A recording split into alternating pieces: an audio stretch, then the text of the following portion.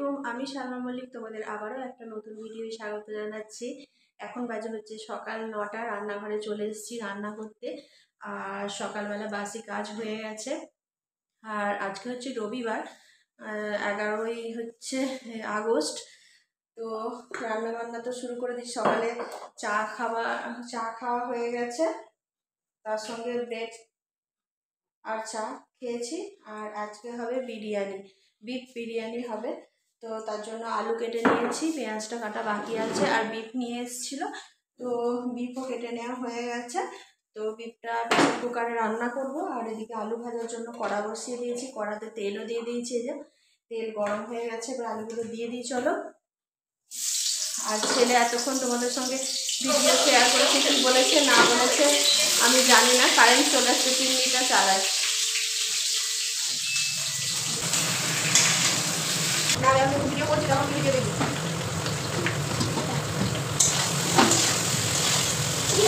ওটা হবে না তো,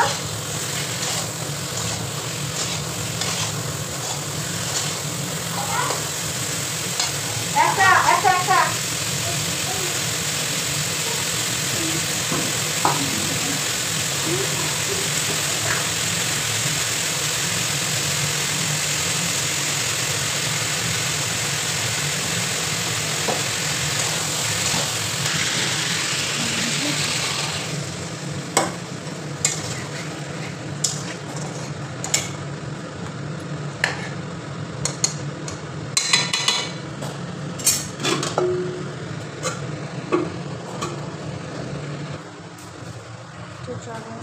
ড্রাগনটা আজকে কাটবো। তো এ দেখো একটা ড্রাগন নিয়ে এসছে। তো এদিকে আলু সিদ্ধ করেছি, আলু সিদ্ধ দিয়ে এবার পরীক্ষা দিতে গেছে, এসে ভাত খাবে। আর কুকারে হবে বিফ রান্না। কুকারটা এখন থাক, করবো না। আলু সিদ্ধটা বাটিতে রেখে দিই, আলু সিদ্ধটা বাটিতে রেখে দিলাম। আর এদিকে পেঁয়াজ কাটা হচ্ছে।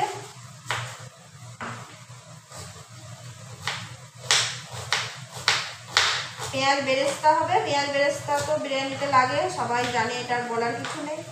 আর বিফ রান্না করবো, ওতেও পেঁয়াজ দেবো একটু, অনেকটাই পেঁয়াজ কাটা হচ্ছে।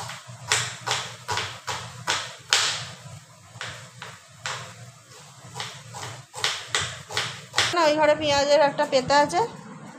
হ্যাঁ, একবার এনে দাও, যাও, আমি রান্নাটা করে নিই তাড়াতাড়ি করো।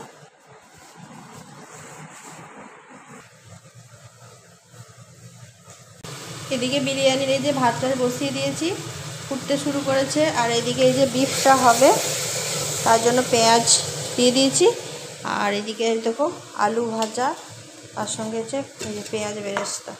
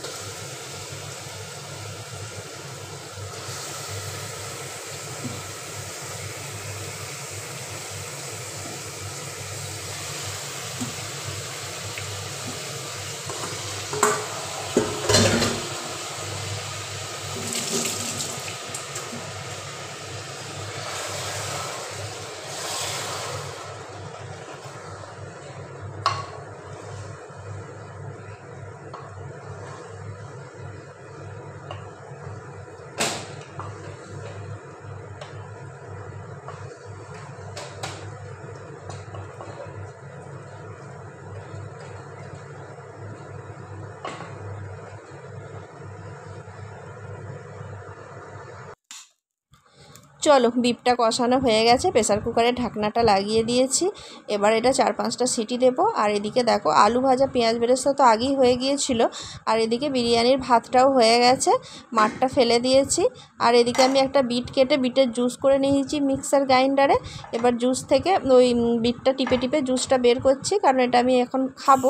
কারণ আমি যে এতদিন তোমাদের সঙ্গে ভিডিও শেয়ার করতে পারিনি, তার কারণ হচ্ছে আমার শরীরটা খুবই খারাপ ছিল বেরিয়ে এসে, মানে বেড়াতে যাওয়ার পর থেকে এসে। তো এখন আমি আমার শরীরে হিমোগ্লোবিন কমে গেছে, তাই জন্যই বিটের জুস খাওয়া। Good afternoon. তো এখন বাজে হচ্ছে 1:40, আমাদের গোসল করা হয়ে গেছে, তোমাদের দাদাভাই ঢুকেছে বাথরুম থেকে, বের হলেই আমাদের সবার খাবার ভাত বাড়বো। আর আজকে শ্যাম্পু করেছি, দেখো সকালে তেল দিয়েছিলাম, তো এখন শ্যাম্পুটা করে নিলাম।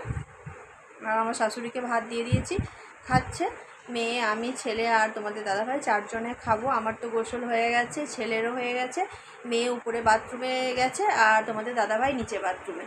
তো ওদের বেটির হয়ে গেলেই সবাই মিলে একসঙ্গে খাওয়া দাওয়া করে নেব। রবিবারের বাজার হচ্ছে, প্রত্যেকদিন চিকেন হয়, চিকেন বিরিয়ানি, চিকেন কষা, চিকেন দিয়ে আলু দিয়ে, আজকে হচ্ছে বিফ দিয়ে বিরিয়ানি। তো চলো খাওয়া দাওয়াটা করে নিই, খাওয়া দাওয়া করার সময় আবারও তোমাদের সঙ্গে আসছি। তোমাদের দাদাভাই বলল যে আমার প্রায় হয়েই এসেছে, তুমি এবার সব রেডি করো। তো 1 বোতল ফ্রিজের পানি বের করে নিয়েছি, জগে ঢেলে নিলাম, আর একটু সামান্য নর্মাল পানি দিয়ে ওটা মিশিয়ে নিচ্ছি। খুব একটা ঠান্ডা খাওয়া আর ঠিক না সবার পক্ষেই, তো ওই জন্য তো এবার ভাতগুলো বেড়ে, আমার ভাত মানে ওই বিরিয়ানিটা এবার বেড়ে নেব। শাশুড়িকে তো আগেই দিয়ে দিয়েছি, তোমাদেরকে বললাম। আর যে কথাটা তোমাদেরকে বলতে বলতে আর বলা হলো না, হ্যাঁ আমার একটু শরীরটা খারাপ ছিল, তার কারণ হচ্ছে আমার রক্তে হিমোগ্লোবিন কমে গেছে, তার সঙ্গে প্রেশার লো, আর তার সঙ্গে শরীরে রক্তও কমে গেছে, ভিটামিন ডি, ভিটামিন সি, মানে অনেক কিছু শরীরে সব কিছু কমের দিকে, আর থাইরয়েডটা তার সঙ্গে বেড়ে গেছে, ওজন বেড়ে গেছে, এই আর কি। তো এই নিয়ে আমার শরীরটা খুবই খারাপ ছিল, এতদিন ভিডিও দিতে পারিনি। ডাক্তার 15 দিনের ওষুধ দিয়েছিল, আমার 15 দিন কমপ্লিট হতে আর 4-5 দিন বাকি আছে, তারপরে আবার যেতে বলেছে, যাব। তো ডাক্তার বলেছে এই 15 দিনের ওষুধ দিয়েছি, এটা খেয়ে কিছুই না, তো এখন 1-1.5 মাস লাগবে ওর যে শরীরে যেগুলো যা কমে গেছে ওইগুলো উঠতে। তো 15 দিনের ওষুধ এখন দিচ্ছি, কেমন খেয়ে থাকে এসে তারপরে পরে আবার ওষুধ দেব। তো চলো, এদিকে সবার তো ভাত বেড়ে নিয়েছি, এদিকে ছেলের, মেয়ের, আমার, তোমাদের দাদা ভাইয়ের। আর তোমাদের দাদাভাই এখন ওই বেরিয়েছে, চুলটুল আঁচড়াচ্ছে, আর আমি ওই জন্য ওয়েট করছি যে ও এলে একসঙ্গেই খাবো। ছেলে মেয়ে খেতে শুরু করে দিয়েছে, ওদেরকে বললাম তোরা খা, তোর পাপা এলে আমি আর তোর পাপা খাবো।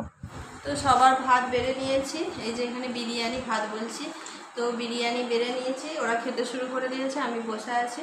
তোমাদের দাদাভাই আসুক, একসঙ্গে খাবো।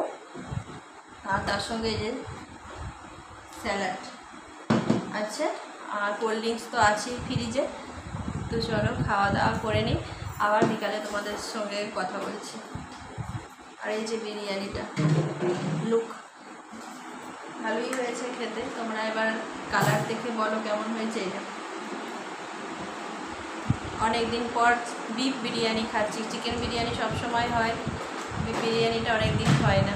তো চলো, পানি খাচ্ছিস তো তাহলে কী করে করবি, ভাত খাবি কী করে? কেমন হয়েছে বিরিয়ানি? ভালো। তোমাদেরকে বলেছিলাম যে বিকালের দিকে বা সন্ধ্যার দিকে আবার তোমাদের সঙ্গে ভিডিও নিয়ে আসছি। তো আমি তোমাদেরকে ওই শরীর খারাপের কথাই যেটা বলছিলাম, হ্যাঁ এখন আমার শরীর এতই ক্লান্ত হয়ে যাচ্ছে যে দুপুরে শোয়ার পর আমার উঠতে করতে সেই বিকাল হয়ে যাচ্ছে, মানে ঘুমিয়ে যাচ্ছি। তো উঠে তাড়াতাড়ি করে চাটা করে তারপরে দুপুরের যে থালাগুলো ছিল ওগুলো সবাই ধুয়ে সবাইকে খেতে দিয়ে আমি উপরে চলে গিয়েছিলাম। আর সেই মুহূর্তে আর ভিডিও করা হয়নি, ফোনটাই চার্জ ছিল না। তারপরে উপরে গিয়ে মেয়ে বলল একটা ভিডিও শ্যুট করব স্বাধীনতা দিবস উপলক্ষে, আর স্কুলে তো প্রোগ্রাম হবেই।